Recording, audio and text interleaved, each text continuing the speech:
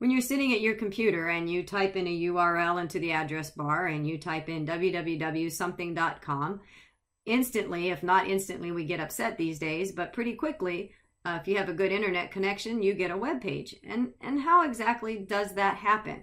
Well, I want to take a little bit of that magic away at the moment and introduce this idea of HTTP requests and responses. So if we think about on a very simplistic level, like I just said, you're sitting at your computer, you type in www.something.com, and a little digital packet, as we call it, is sent to what we call a web server, which is simply a computer sitting somewhere out on the internet that has all of the files that correspond to that website. That little web server will pull up the page that you requested and through the internet send it back to your browser. Well, okay, that's a pretty simplistic view, so we're going to look at it a little bit more in detail. That's kind of a confusing chart, so can you break it down for me? Absolutely. So you are sitting at the computer and you type in www.cis130.net because you're diligent and you want to get your homework done. Well, it turns out that on the internet, that little web server we just talked about does not have an address of cis130.net. Everything in computers is done in numbers and ultimately binary.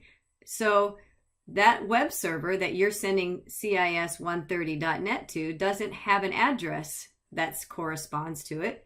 It has an address called an IP address. And an IP address generally is 4 bytes of numbers, all separated by a period. So the highest number in each of those blocks is 255. 255, 255, 255, and out of the scope of this class, but ideally, this address, just like your address at your home, will route to a particular unique computer that has that address on the internet. So how do we get from cis130.net to whatever the IP address is?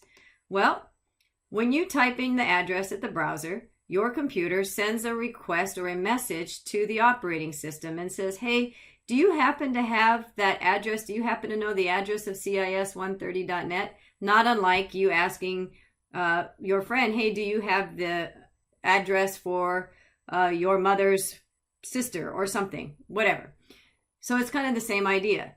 Your operating system, if it does not have a cached, what we call cached, in its memory, in its cache, not its physical memory, but in its cache, and a mapping to, or the address of cis130.net, it'll send a message out to the internet to these things called DNS servers. DNS servers. So first it looks locally, and then if it doesn't find a match for cis130, it'll go to these DNS servers. And all a DNS server is, there's lots of them all over the internet, and it's just basically a table that sits on computers everywhere. That is, I put this key here because to me it's kind of a secret decoder ring. It'll take in that address of the URL cis131.net, and it'll see if it can map to or find a secret decoder ring that translates that into what the physical address is of that computer. And so if it finds it, it'll return that address. If it doesn't find it, it'll ask other DNS servers all the way up through the internet until one server says, hey, I know what that address is. And ultimately, a DNS server then will send the IP address back to the browser. So now the browser has the request. The browser knows what the website is, what the web page is that the user wants to use. It now has the IP address. So it's going to wrap up a little packet, as we call it, with an IP address of where they want to send the message to and a request for that web page. So as I said, a web server is just a computer that's sitting on the internet, and there's software on it that's running in an infinite loop that's just constantly running, listening for a request, just like that packet we just saw. Oops, not here, but just like this packet. So that web server is waiting for a packet or a request with a request for a web page. And so when it hears a request, it looks on its hard drive and says, do I have that file? And if it finds the file, it'll send a response back to the browser.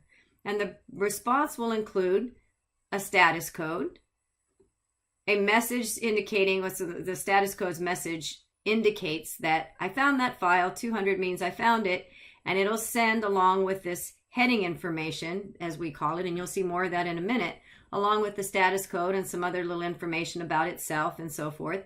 It'll then attach the HTML file that you are accustomed to writing.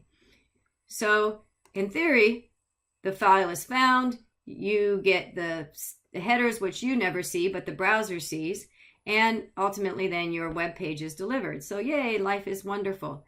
But what happens if you send a request for a file that web server can't find on its hard drive?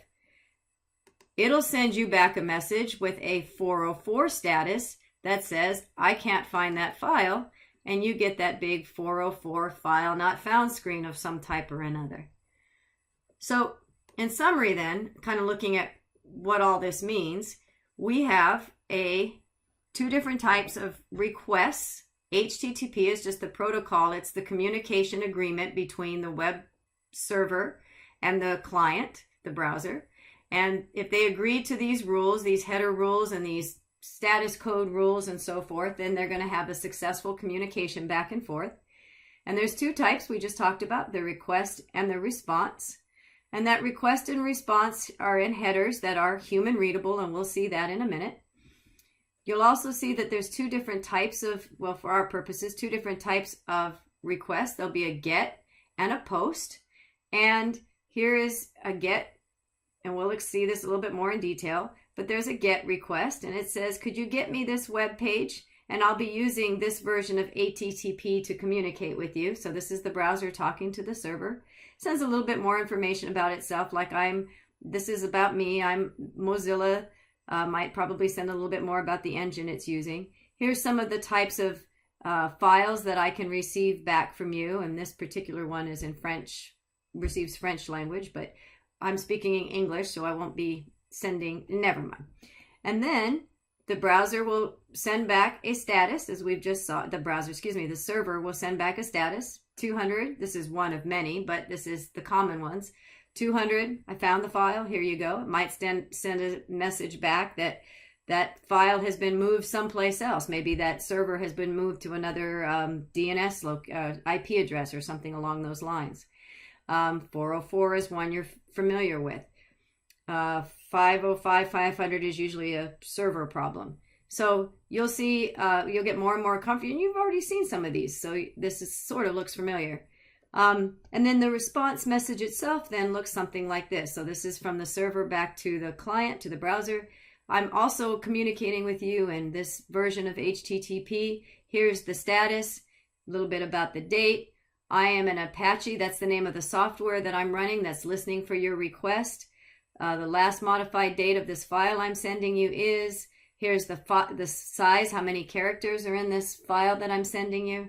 I'm sending you this type of file. And then this part, data, blah, blah, blah, is all the HTML code that the browser then will display to the user. So in our next video, we're going to look a little bit more at that actually working on a browser.